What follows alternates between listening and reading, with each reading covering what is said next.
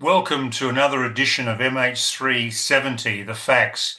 Today, we are very honoured and delighted to be joined by Richard Godfrey, who has perfected a technology called Whispernet and has come up with a new location for MH370, which is the basis of the new search by Ocean Infinity and the Malaysian government, which will hopefully get underway sometime in January.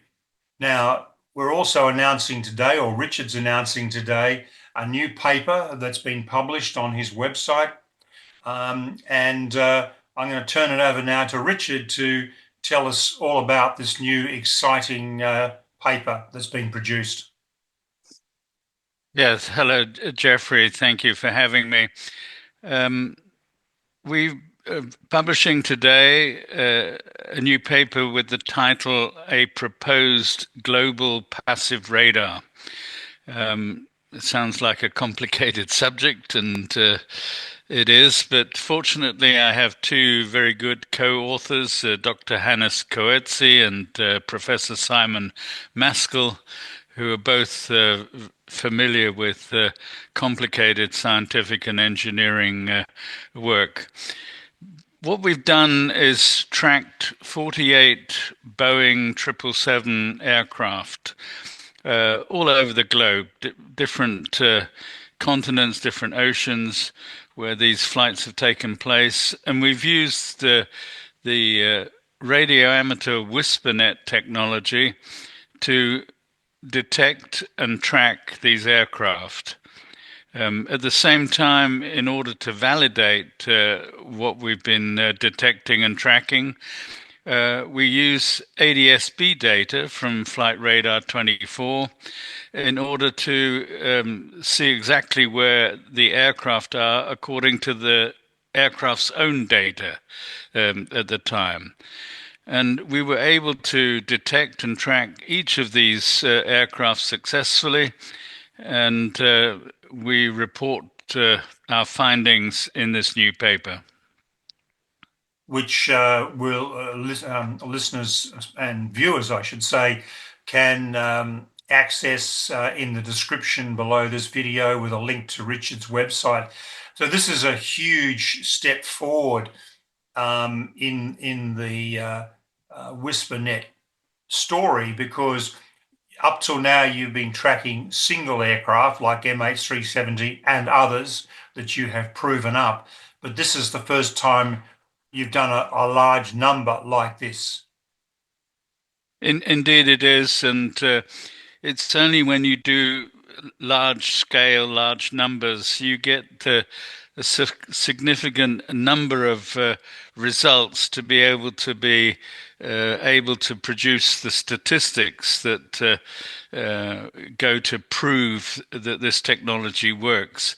It's a laborious task over many months, but we finally got there. That's fantastic, and it does indeed make fascinating reading. I can assure viewers that it's absolutely, even if you only read the introduction and the conclusion, you get a sense of the scale of the project, and it really gives you even greater confidence that your tracking of MH370 is spot on. Indeed, and that is our initial goal, is to help find MH370, and we're excited that a new search is taking place, and Ocean Infinity are about to sign an agreement with the Malaysian government and go back into the Indian Ocean to look for the wreckage. Finding the wreckage is very important, and solving this mystery is very important for the loved ones, for the aviation industry, and the over 10 million of us who get on a plane every day. Look, absolutely. But we're talking about technology. We've had a lot of feedback from viewers wanting to know more about Whispernet, and so I've got 10 questions for you, Richard. And And it has to be more than one sentence answer too, by the way. So the first thing is, what is Whispernet? Well, Whispernet started with a guy called Professor Joe Taylor. 50 years ago, Joe Taylor, together with a collaborator, Ronald Hulser, discovered a pulsar, the first pulsar in a binary system. He won a Nobel Prize for his work on this pulsar and proving some of Einstein's equations in the process. This pulsar is 20,000 light years away, and he was able to pick up the signals from this pulsar. It so happened that Joe Taylor was also a radio amateur, and he invented the Whisper protocol, the weak signal propagation reporter protocol, and that has been used widely ever since by the radio amateur community. And they built this database called Whispernet with all the results, 8 billion, meanwhile, results of these test radio propagations around the globe. So it's quite a massive undertaking on their part, and well founded in the science by Professor Joe Taylor. So what is this protocol used for? They use it because radio amateur community want to be able to talk to their contacts around the world, and they want to know which frequency to use, what's the best time of day to try and attempt a communication. They use what is called ionospheric or skywave propagation, which bounces signals, radio signals around the globe. This Whisper protocol has even been used to bounce signals off the moon and back. So it's well capable of long distance, as you can imagine, from a guy like Joe Taylor, long distance communication and proving it. So they collect all of this data in this Whispernet database just to make sure they can understand the best time to try and talk to their mate on the other side of the world. So, yes. So how does that then help find the missing MH370?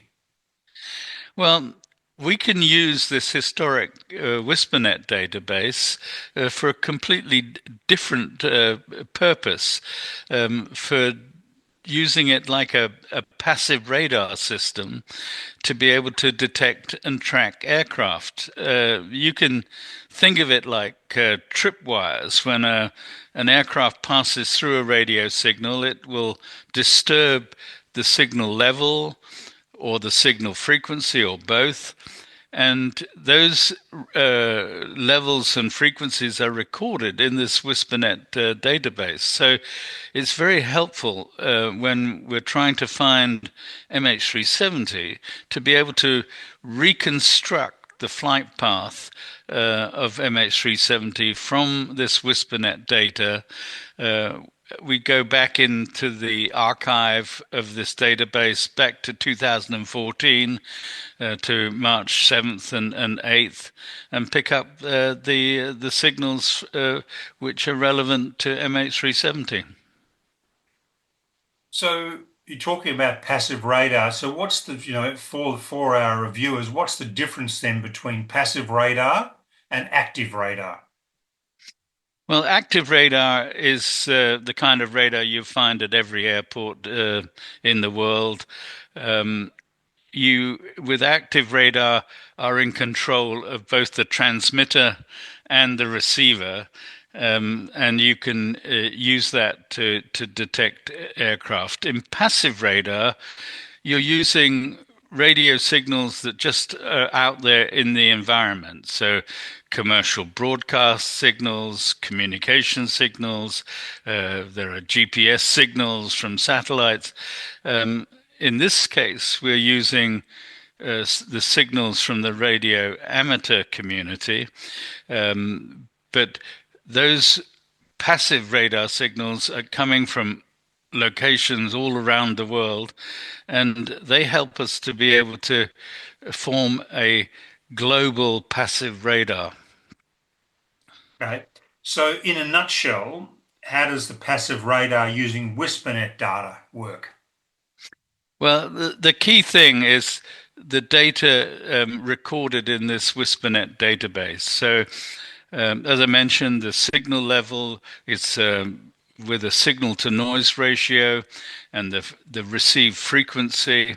We know the transmission frequency, the receive frequency. The receiver can be different, and we detect these differences in the signal to noise ratio and in the signal frequency.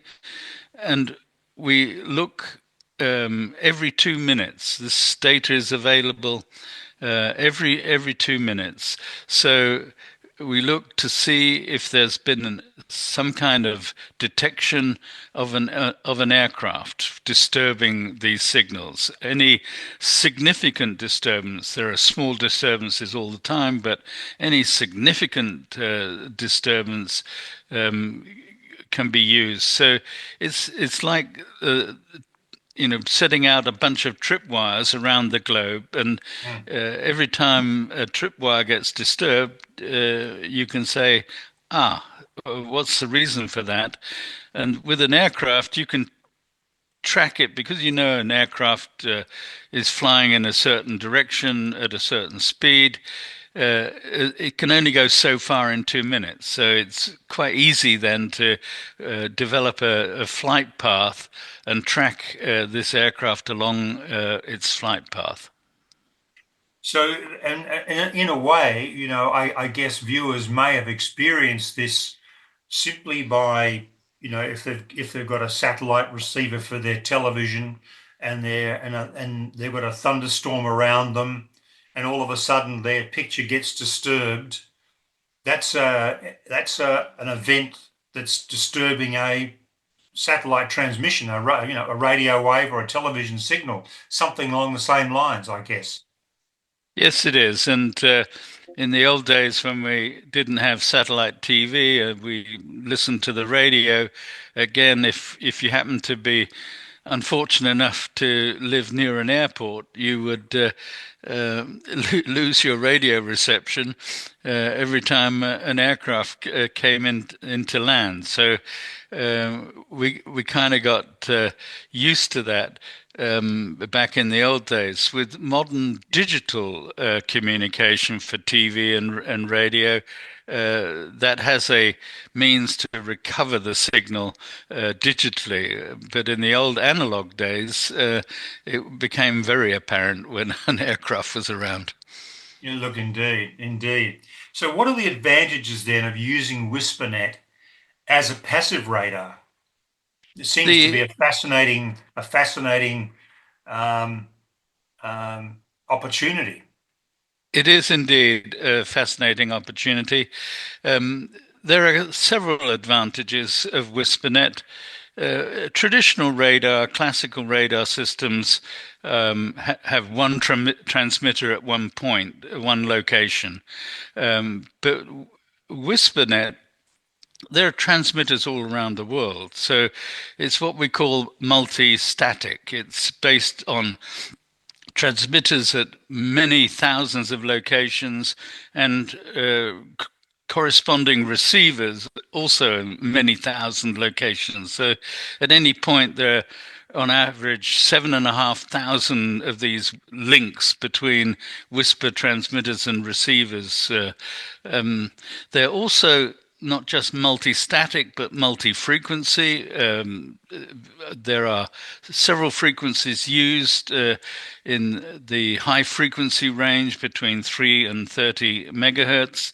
And it's also a high granularity data. So it's every 2 minutes and precisely synchronized with GPS time, so you know exactly when a signal is being sent. And these signals last 110.6 seconds, so they're very long duration signals, which allows us to integrate at the receiver over this long period of time. So even very weak signals can be of use in this passive radar system. Okay, so what are the scientific principles, though, behind using Whispernet to detect and track aircraft? Well, I think we're all familiar with a guy called Marconi, who Mm. many years ago was the first person to send a radio message across the Atlantic Ocean. Um, he didn't know it at the time, but he was using ionospheric or skywave propagation. That was first invented in 1927, several years later, by an English guy called Appleton, who proved that ionospheric propagation could work. And the ionosphere is a layer or several layers in the atmosphere. 300 kilometers above the surface of the Earth, and it reflects, or actually refracts, back radio signals back down to the ground, and they can be reflected off the ground back up into the ionosphere. And this bouncing around the globe is this long range radio communication, which is now a standard process. So that's the first scientific principle. The second is exactly how a modern radar system, an active radar system, works.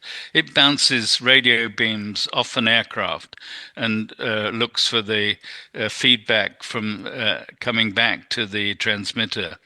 And we're using this effect of bouncing or reflecting radio signals from aircraft together with this long range ionospheric propagation, putting those two together. And that's what we use for this global passive radar. So it's two scientific principles combined. And the Whisper protocol from Joe Taylor is a very clever protocol because it has error correction built into it. So it's a digital protocol, as I mentioned, over 110.6 seconds, and it is capable of recovering information being sent from the Whisper transmitter to the Whisper receiver, even if that is a very weak signal and even if it is being disturbed. Okay. So how does this help find MH370? Well, that's of course the key question, and what we've been doing in this paper is using Boeing 777 aircraft as a target because MH370 was a Boeing 777, and we've been able then to reconstruct the flight path of MH370. We know the initial flight path because we have radar data and ADS-B data, but that stopped. The ADS-B data stopped when the transponder was switched off at diversion. There's a small amount of radar data beyond diversion as MH370 went back across Malaysia and out towards the Malacca Strait. It made several turns around Penang and another turn as it approached the Andaman Islands down into the Indian Ocean. But then we have some Inmarsat satellite data, but that's only approximately every hour. And now, on top of that, every 2 minutes we have Whispernet data. So we've put all of this data together, and it all lines up to allow us to determine a crash location, an area of about 30-kilometer radius in the Indian Ocean, around 29 degrees south and about 1,500 kilometers from Perth in Australia. 1,500 kilometers from where I'm sitting right now. Yeah. So But the ocean is a very inhospitable place, and I you seem know. to be comfortably sitting in Perth. Yeah. So okay, we've got this location 1,500 kilometers for MH370, but clearly this technology and the new report you've produced, this flags significant uses for this passive radar, um, for this technology to be used as a passive radar. Indeed. And I've been approached by other people who MH370 is unfortunately not the only missing aircraft. There have been Mhm. several others in the history of aviation. MH370 is the largest number of passengers on an aircraft that's gone missing in the entire history, but there are other very unfortunate, tragic circumstances. A helicopter, an air ambulance in the Philippines went missing, and with the nurse and the patient and the helicopter pilot on board, I was asked by a missionary society who ran that air ambulance to track the last movements of that helicopter. Another aircraft went missing in the Atlantic. It was flown by a missionary pilot. He was on his own in a quite large twin-engined aircraft that inexplicably didn't arrive at its a location and went down in the Atlantic Ocean.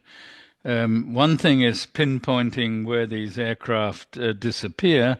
Another is, of course, having a team like Ocean Infinity who can go Yeah, and then look.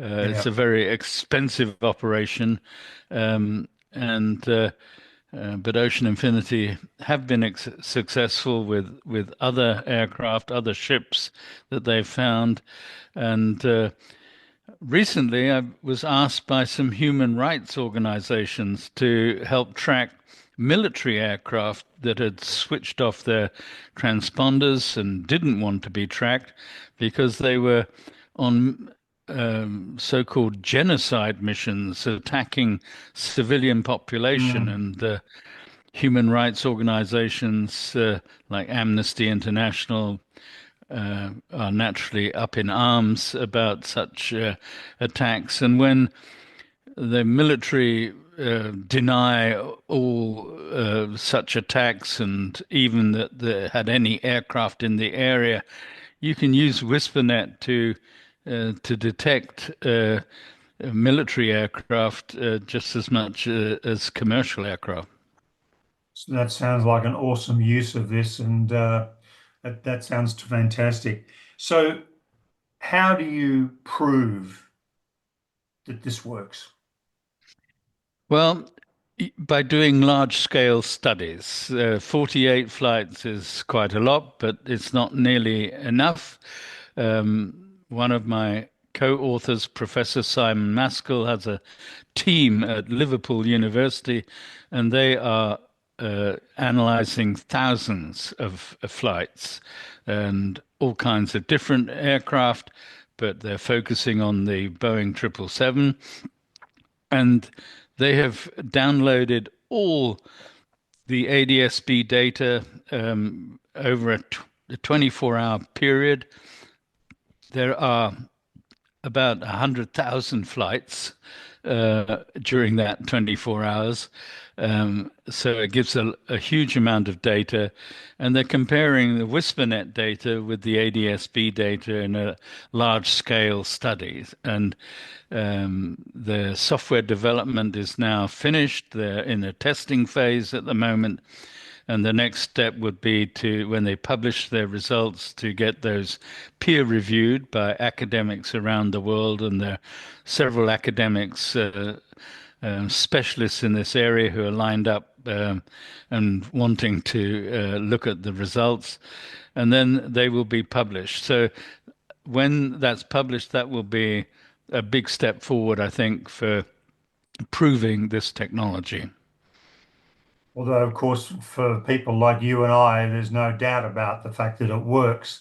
But that brings me to a final question for you, is that there are some skeptics out there. What do you say to them now, particularly after this new report tracking 48 aircraft? Well, one of the things in the report is you'll find an offer. I have great respect for people who have honest skepticism. I was a skeptic when I initially heard about this myself. But what I did was investigated it for myself, and I invite in this paper anyone who's interested can contact us and can receive all of the source code of the software we've used and the data we've used, and go and prove it for themselves. You don't need to listen to me or anyone else. You can do it for yourself. It will take some effort. You need a MATLAB software license or for a similar software system to be able to do it. It'll take some time and effort, but if you're really interested, then you can repeat the work that we've done and you can come to your own conclusion. So don't listen to me. Listen to your own findings. But of course, the reality is the Malaysians have been saying no to new searches for quite a number of years now until there was credible new evidence. And your work presented through Professor Simon Maskell is that credible new evidence, and they've given the go-ahead. So they must be convinced as well. Yeah, there was a meeting in Malaysia with the Minister of Transport and his colleagues on the 2nd of May this year. And at that meeting, Ocean Infinity presented their proposal. My co-author, Professor Simon Maskell, was also present at that meeting and explained the Whisper technology. And this has been accepted now as credible new evidence, and therefore the Malaysian government have authorized this new search. So I'm very hopeful that Ocean Infinity will be successful and find MH370, and that'll go a long way to solving this mystery. When I last spoke to Ollie at Ocean Infinity, he said MH370 is unfinished business. They are really determined to find this. And he said, we're the number one underwater search company in the world and we want to find it. So that's got to be great news for the relatives left behind and great news for the wider aviation community. And let's hope that this time, third time, we find MH370. So I'd like to thank you, Richard, very much for joining us today and allowing us to present your new paper, which is really exciting, and also explain the whys and wherefores of Whispernet, which is really an incredibly exciting piece of technology. Well, thank you for having me, Jeffrey. So please subscribe to Airline News with Jeffrey Thomas. Please like us, please share us, and please leave us some comments. We love your comments and we'll try and respond to all of them.